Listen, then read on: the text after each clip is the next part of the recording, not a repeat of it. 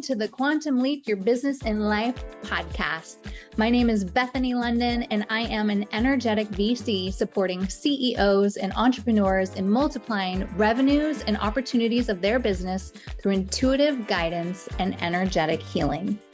I am obsessed with finding and releasing blocks so that you can start receiving the guidance and opportunities that will be bringing you quantum leaps with ease.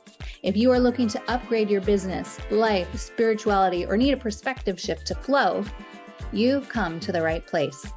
Leave it to me to pull out the juicy stories, quantum leap hacks, and how our inspiring guests have tackled obstacles and gotten into the flow to reach new heights of success.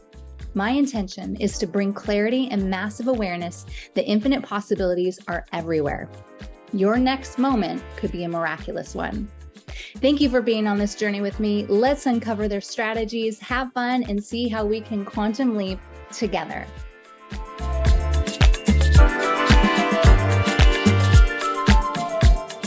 All right. Thank you for joining. We have today a special guest, my trainer, who is freaking phenomenal. His name is Aaron from hybridfitnesstraining.com. Check him out. And he will be sharing with us how he overcame depression and anxiety using these cool tools that now I do when I work with him, as well as his unconventional ways of working out, some of his key affirmations, and then also learning how he leaned into a micro niche, thus creating himself a huge magnet for clients such as me. Let's welcome Aaron from hybridfitnesstraining.com. Welcome to the Quantum Leap Your Business and Life podcast. Today we have Aaron Delgrolice. Yes. Woo! He is a phenomenal trainer and one of mine, and I've been working with him for a couple months, and I just have to say he is booked up. So if you want to get into him, you got to work your magic and beg, because for me, I just want to share my experience really quick. My friend was talking about how she was working out with this guy and he was doing all these eye movements and she was so sore, and he was a physical trainer. And I'm like, what? He was doing eye movements? And she's like, yeah, I don't know, whatever. We do these eye movements and then I could do the move. So I'm like, oh my goodness, I need to check this out. I just knew. I didn't know anything about you. I didn't Google you or anything. I just knew in my body, I'm like, I need to work out with this guy. And so that's what I'm all about, following that intuition. So then when I meet him, he's like, well, what's your goal? And he didn't even want to really work with me, I felt like, unless I claimed a goal, I want to be better in tennis. Then he's like, okay, now I have something to work towards. But why don't you explain what you do, because it is very unique, and then we can dive in to the quantum leap. Yeah. Okay. Absolutely.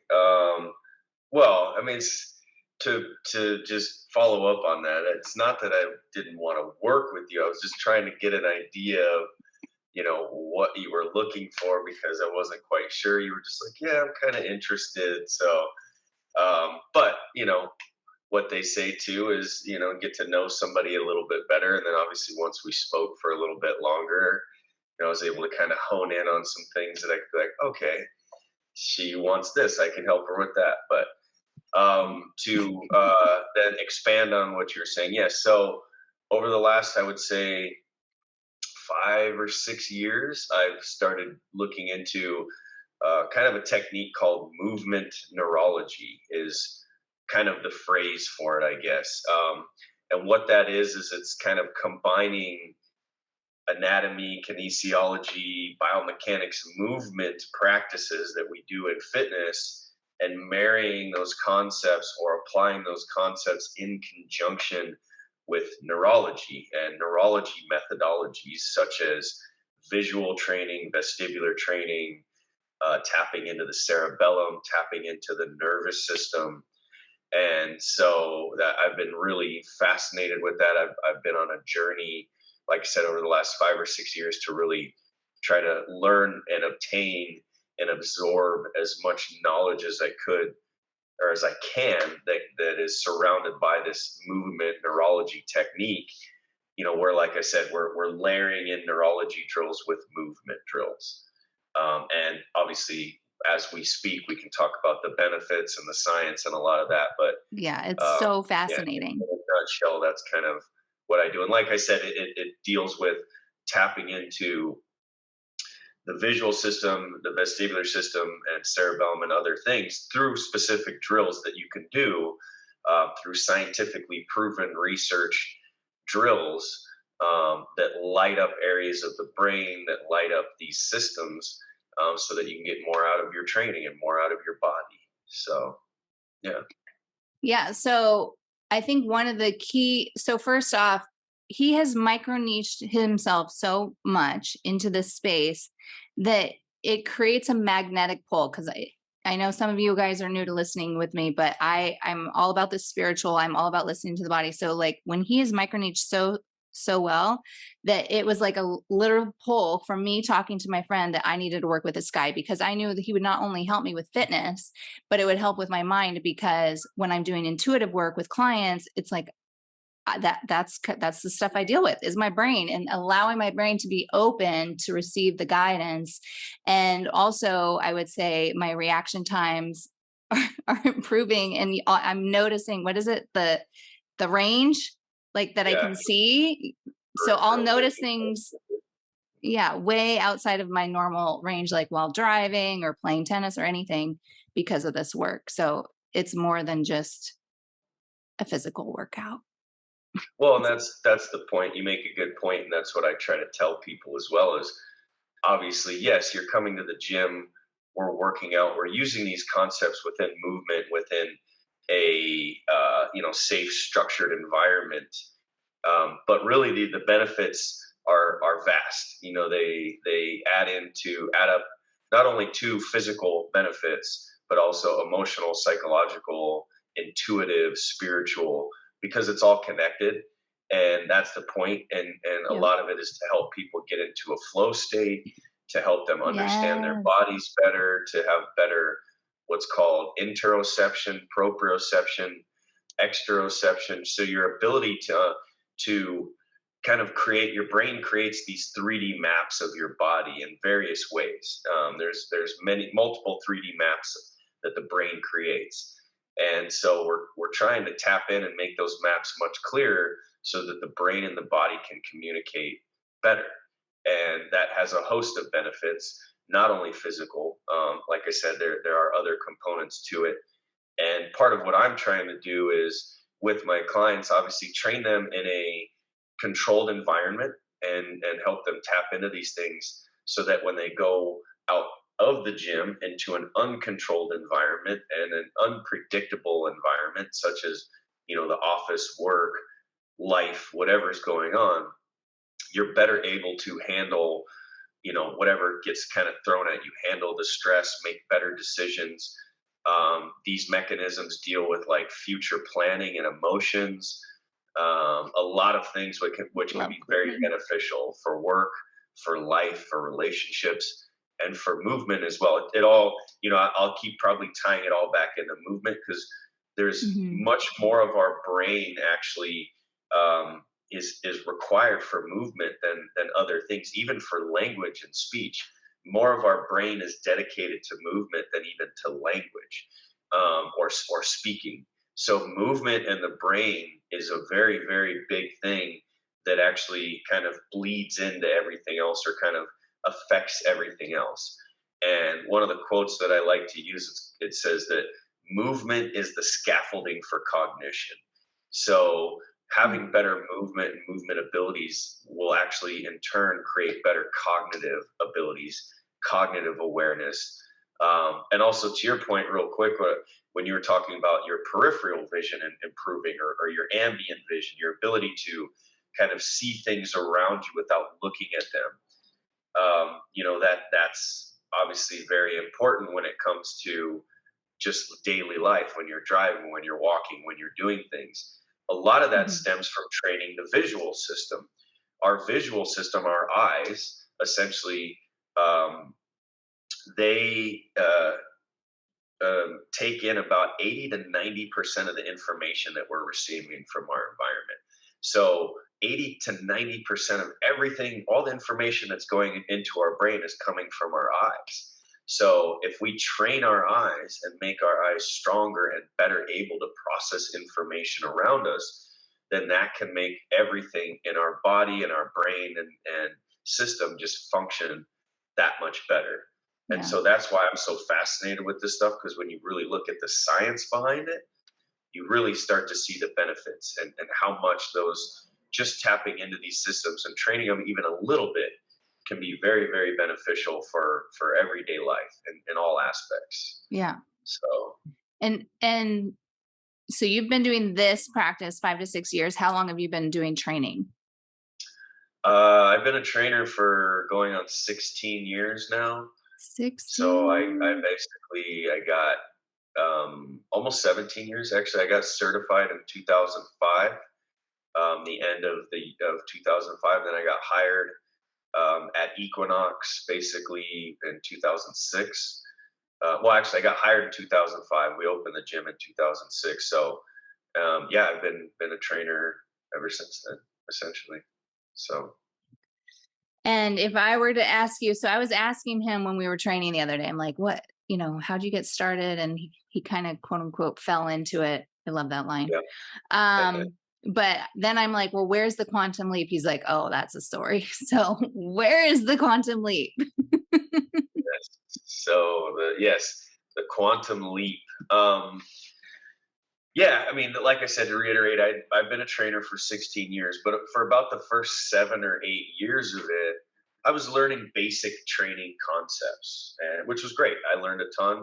Like I said, I was working at Equinox, cutting my teeth at Equinox. It was a great place to start. I met a lot of cool people, learned a lot of great knowledge, went through a ton of certification courses, nutrition courses, kettlebell courses, all of the education that Equinox takes you through in order to like jump up in their tiers. And, I was basically the highest tier trainer you could be.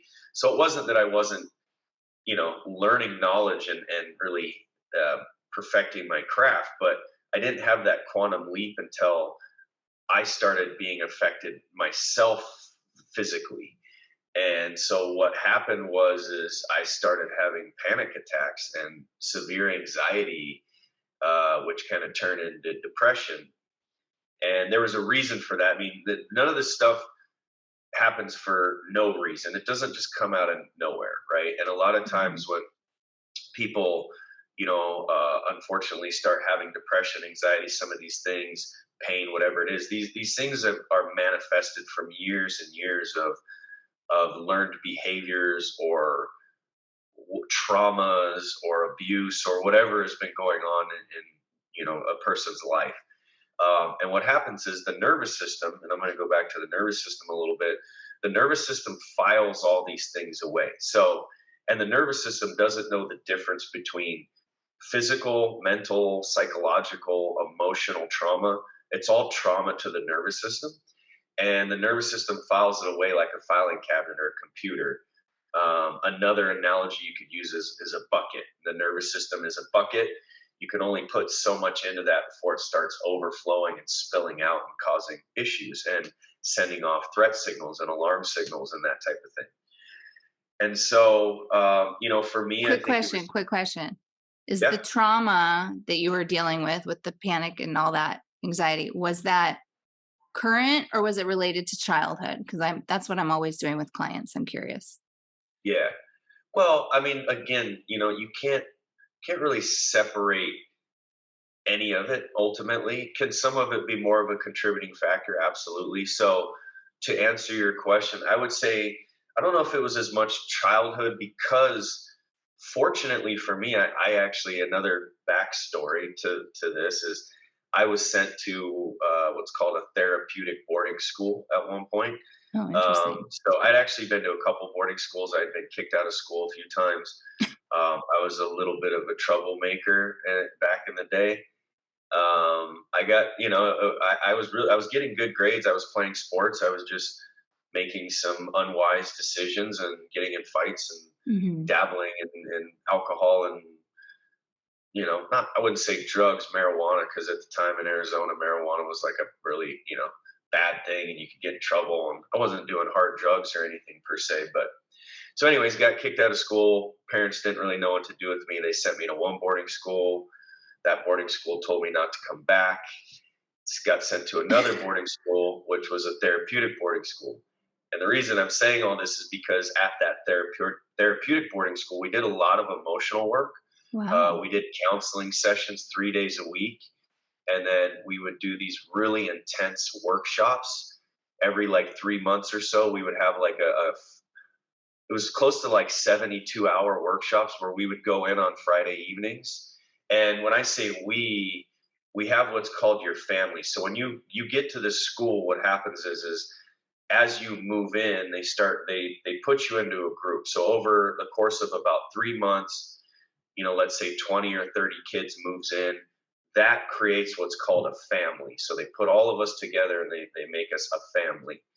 Now, this school had different kind of rungs or ladders that you would move up in at the longer you were in school, and they were 6 month increments. So every 6 months you would move up in a school. So you start as a beginning school, then you go to middle school, then you go to upper school, then you go into what's called leadership. Mm. Anyways, the whole time that you're doing this process, like I said, every few months you're going through these really, really intense emotional workshops with your family. So with this other group of kids that you moved in with. And these workshops, I mean, they're very intense. Like I said, you start on a Friday night, you work all through the weekend until Sunday. You're basically isolated from the school. You're only with your family. You're doing very intense, like, yelling at the floor, punching pillows, like sad music. You're crying. You're like, so very, very Wow, that is intense. Yeah. amazing. I'm like, can Yeah. they bring that into the public school system, please? I mean, for don't get me wrong, the school had some faults, but for all its faults, I got an emotional education that I Hmm. don't think a lot of kids get, unfortunately, and most No, people don't get until they're that's adults, and then they're dealing with even more stuff. And not only are they dealing with childhood issues, they're now dealing with all the repercussions as an adult, all the stuff they didn't deal with, maybe from their childhoods. yeah, So fortunately for me, I was able to deal with a lot of that. Now, getting back to your point, long story kind of coming back yeah. around, But that was really is interesting to me. yeah, yeah, Yeah. is I felt like a lot of, now don't get me wrong, there were still probably things, that maybe didn't get resolved, but I felt like a lot of that I was able to resolve with my parents. I reconnected with my parents. There was a lot of things I was able to kind of heal within myself from my childhood kind of traumas in a sense. Now, I'm sure some of that has been carried with me, and I didn't leave that school perfect. And I actually left the school early. I didn't even graduate that school because I left early. That's a whole nother story. And so when I got out of the school, I was still making some poor choices, and I wasn't getting in trouble. I learned a lot. I learned a lot of responsibility. I learned a lot more about my emotions, and that was actually where I really started working out for the first time, and like Mm. really getting into fitness.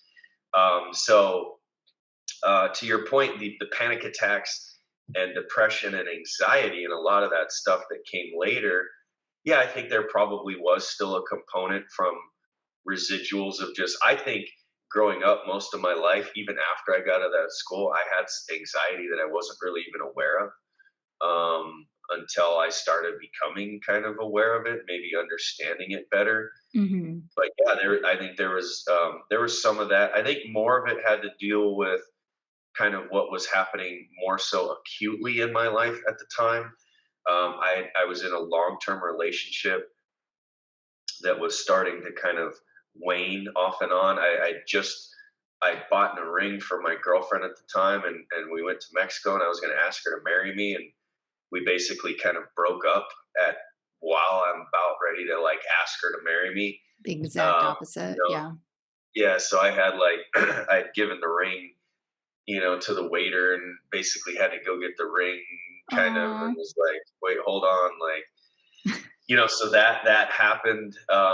There was also some stuff going on in my professional life with Equinox and with work. There was some turmoil where I'd switched gyms, um, and that wasn't going real great. My parents at the time, they were having some issues within themselves. I'm pretty close with my parents. They were getting divorced, and they're much older, obviously getting divorced at a much older age. And obviously I wasn't a kid anymore. So I don't think that affected me the same as it would, but there was some of that. There was just a lot of things going on. I'd gotten into a car wreck. And it wasn't Mm. necessarily It's like a like severe car everything accident. happening at once, Yes. basically. Yeah. Yeah. And so it was kind of the perfect storm of, and then I just started, having anxiety started becoming very prevalent in my life, and panic attacks. I would wake up in the middle of the night, out of a dead sleep, just like freaked out, heart pounding, sweating, thinking I Mm. was going to die, thinking I was going to have a heart attack or something. And a lot of it actually had started manifesting with, I was started getting chest pains and like just, weird things that were going on that started to freak me out. And so during that process, me and my girlfriend, we like kind of broken up, gotten back together. She moved out because we were living together. Then we like got broken up, got back together a couple times.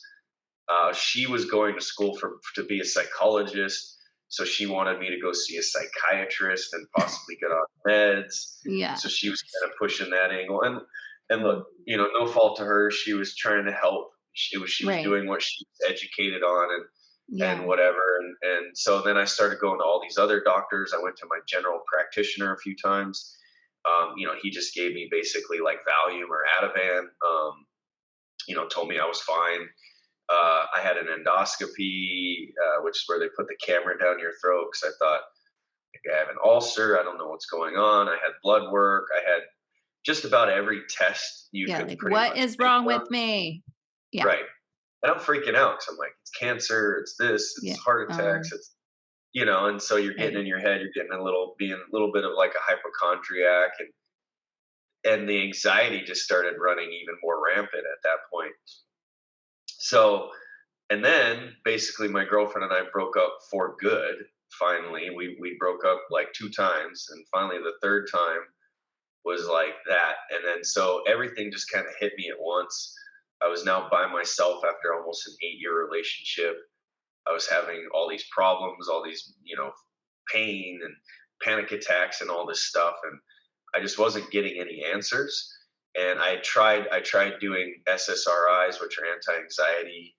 I tried to do that. Those actually Mm-hmm. made me way worse. Mm. And so Yeah. finally I was like, I I can't live like this. What am I gonna do? I need to change something.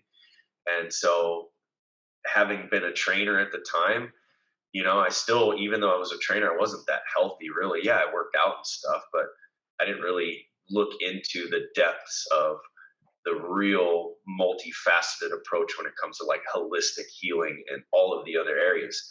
So then that's when I just started looking into like breath work and meditation. And then I started stumbling on in those, I guess, searches and like reading books like The Power of Now and You're like, Letting I'm Go. going to solve this for myself, basically. Exactly. Yeah. So that trauma for me, and this is what I tell people, that trauma is usually the great, people want to talk about motivation or inspiration or whatever. And trauma is usually the result or the great kind of catalyst for that for most people.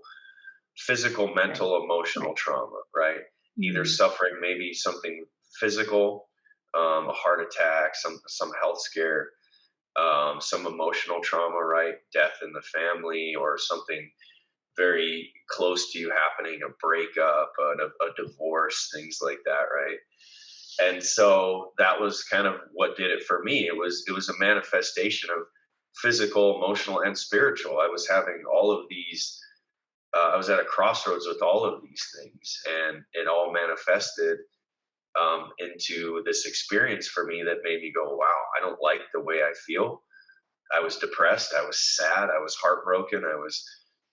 I had no energy. I was having chest pains. I was having panic attacks, anxiety. I was freaking out. And that's when I was like, okay, I got to change. I can't live the rest of my life like this. There was a couple moments where I'm like, am I going to feel like this the rest of my life? And so that was when I started my own healing journey.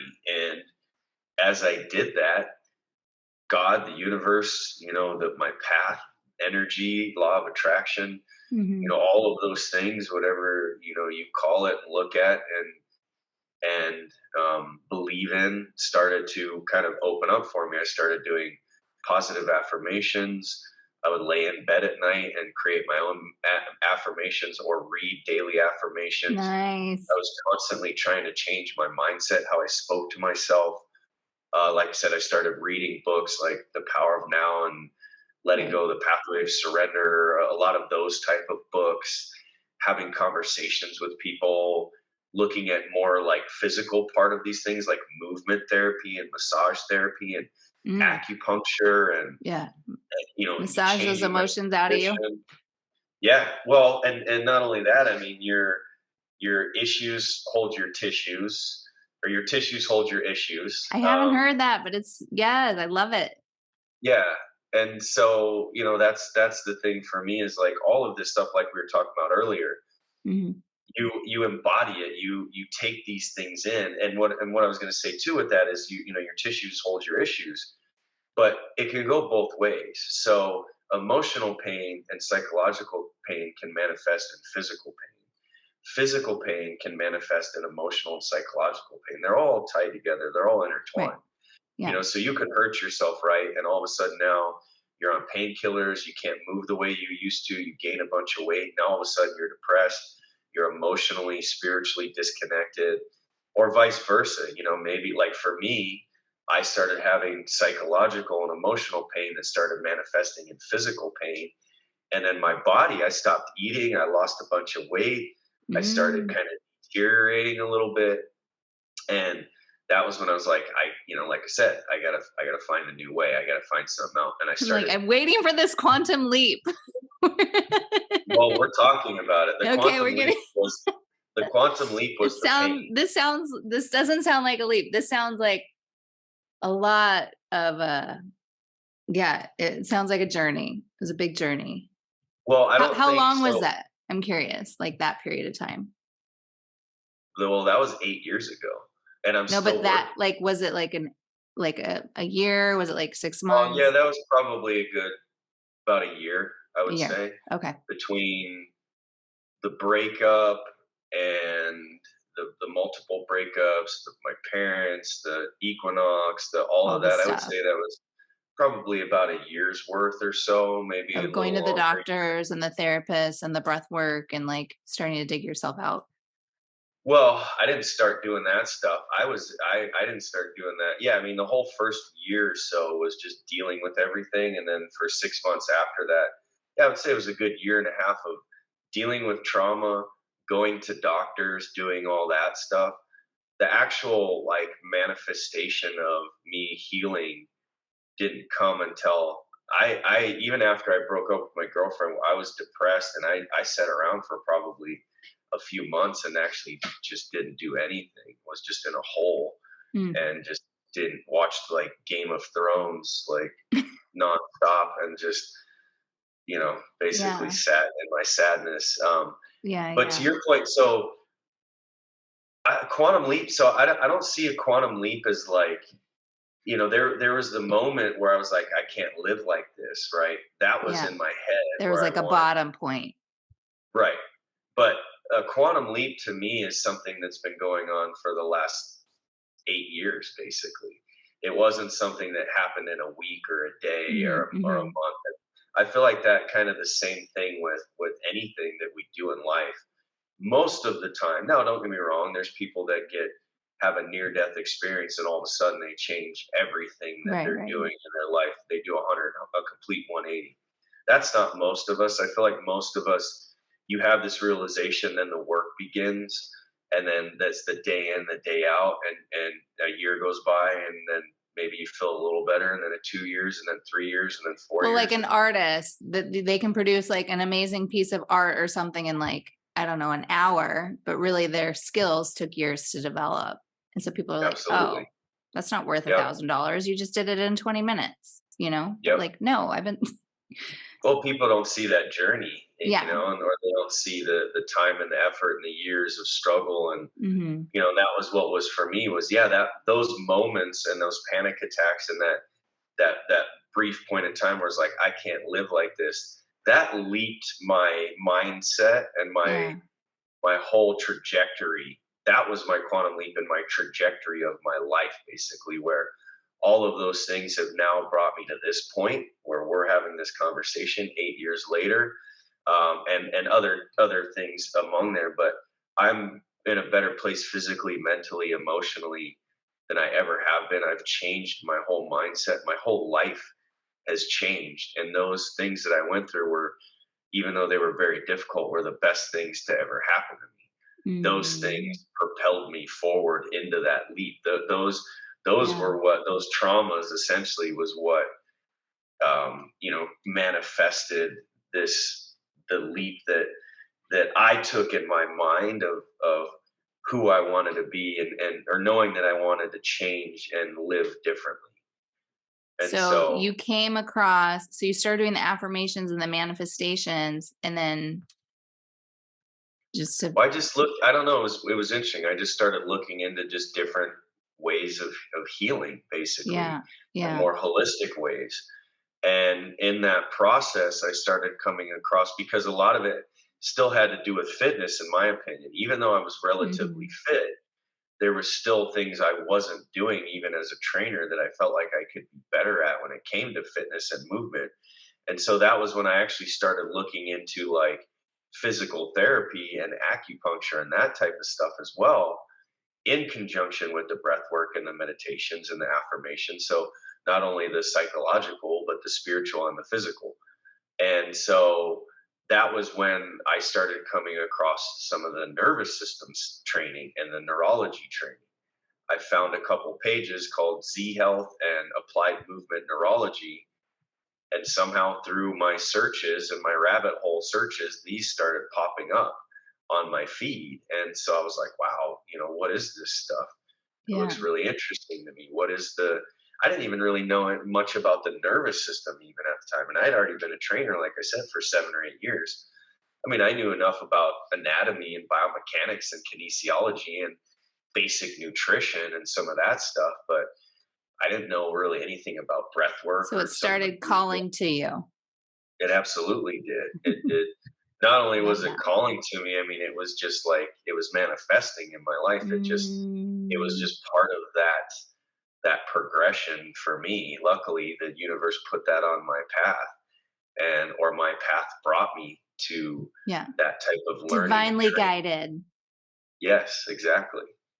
And so, that was then continuing to kind of catapult me or leap me towards this direction of really, really getting into that stuff, and wanting to learn as much as I could about it. And still doing it. I mean, I've spent thousands of dollars, and I've spent probably hundreds of hours or more studying this stuff, and I continue to do so because I think it's so valuable, because it helped me. Once I Yeah. started applying these concepts in my life and seeing the changes, a lot of this stuff too, I would have called bullshit a few years ago, or I would have said, that's hippie, that's spiritual, like, energies and Yeah. frequencies and a lot of that stuff. I'm like, All the whatever. stuff that I do. Yeah. Yeah, yeah.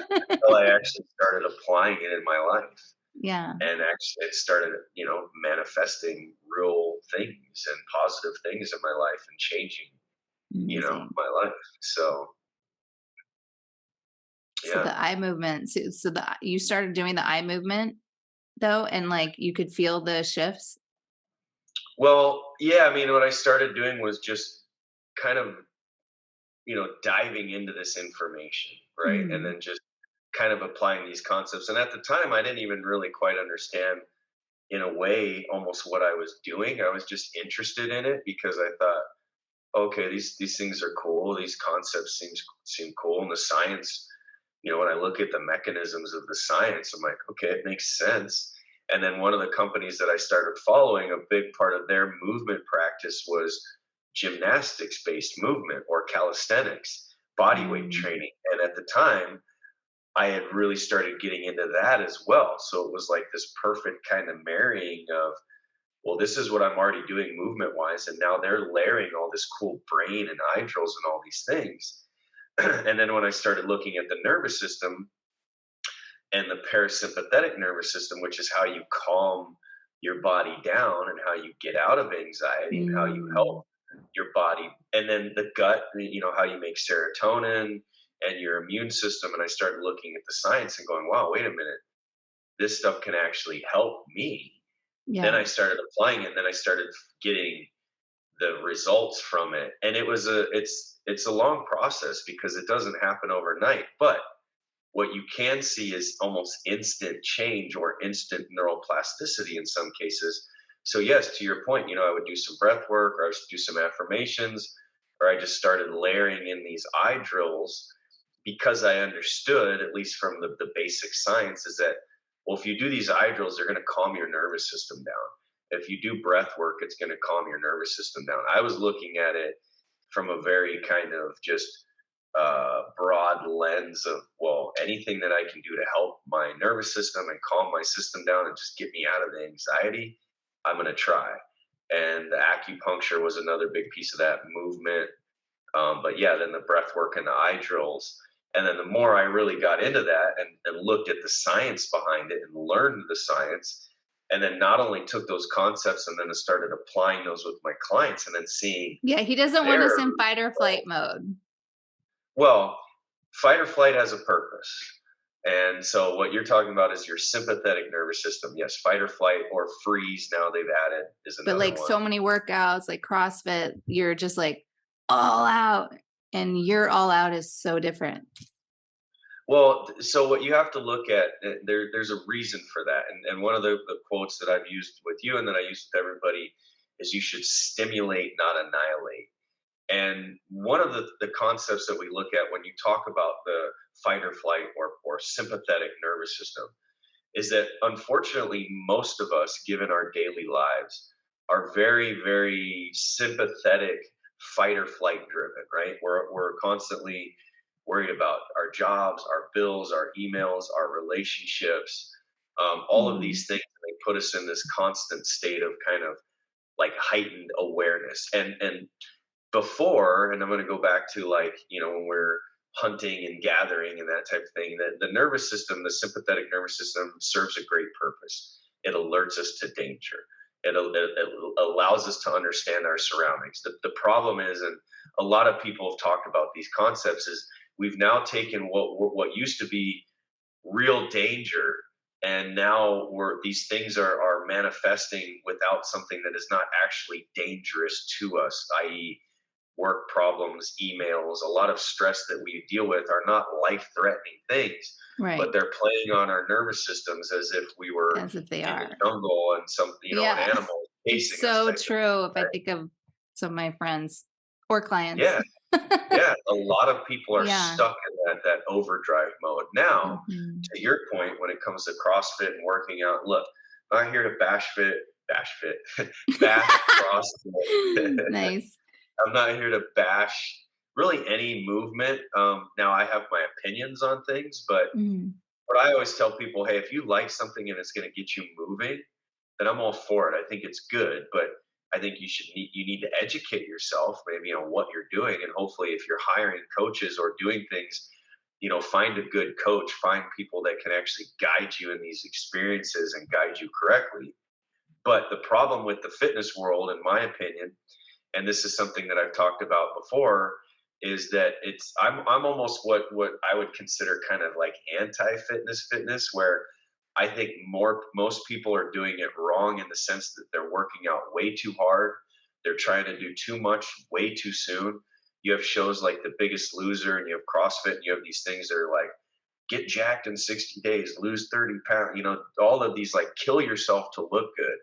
Mm. If you're not wiping yourself up off the floor, it wasn't a good workout, and you're not burning calories. All of these kind of myths and, like, things that the fitness industry has perpetuated, the more I've learned. And don't get me wrong, I was a little bit like that at one point as well. I did MMA for years. I was a hardcore trainer. I would kick people's asses. I would, like, just go, go, go, because I didn't know any different. Once I started learning the nervous system and the tissues, and just really understanding these mechanisms and the science, I started to realize that most people actually don't need what a lot of the fitness industry offers. What most people need is almost the opposite, where you need to come in, and here's where I set myself up a little bit, I guess, in a not a bad way, but counterintuitive, because people, they don't want to hear, hey, this might take you 6 months. This might take you a year. Oh, yeah, you don't They, wanna feed you them know, they that don't want to come. They want to come in. They want to work out. They want to lose weight in 30 days, 60 now, days. Exactly. We want the pill. We want the yesterday. surgery. We want the quick fix. Exactly. Right. Amazon now. Mm, Amazon yesterday. mhm, Ronnie, I forget yeah. his name. Ronnie Chang. He's a comedian. He had a good bit about that about Amazon. It's like Amazon yesterday. Like hand Uh, it to me. I don't want to do anything. Right. And so when I get people in, I need to build a foundation. And you may be like you're fit. We started training and you have a foundation. But I still need to go in and I need to kind of strip a lot of those layers and a lot of that wiring that you've built from years of go, go, go, pushing yourself, maybe injuries, whatever is going on. I need to go in and kind of I use another analogy I like to use is like remodeling a house or even what it is what we're going in and we're going to gut that house. We're going to rip everything out and we're going to rebuild. And it starts really with the foundation. We have to build your foundation. Then we have to start building those connections and start rewiring everything and building everything in a new way for the nervous system. And what that means often is maybe slowing people down, maybe taking them through mobility drills or brain drills or things that they've never really done before to start strengthening the other side of the nervous system, which is the parasympathetic, which can help that fight or flight. Now, the nervous system is push pull. So it's constantly pushing us or pulling us in one direction. mhm, What we want though is we want the ability when we do get stressed out, when we do deal with this like fight or flight, is for the other part of the nervous system to kick in and go, take a breath, you've got this, stay focused, stay alert, but don't freak out kind of thing. So it's kind of like it's yeah, expanding which on the helps. Well, just because also I'm like, this is geared towards like CEOs and entrepreneurs, so I'm like, this does support like the mental. Like if you think about that, obviously you're talking about the physical, but this is a brain workout. You yes. you learn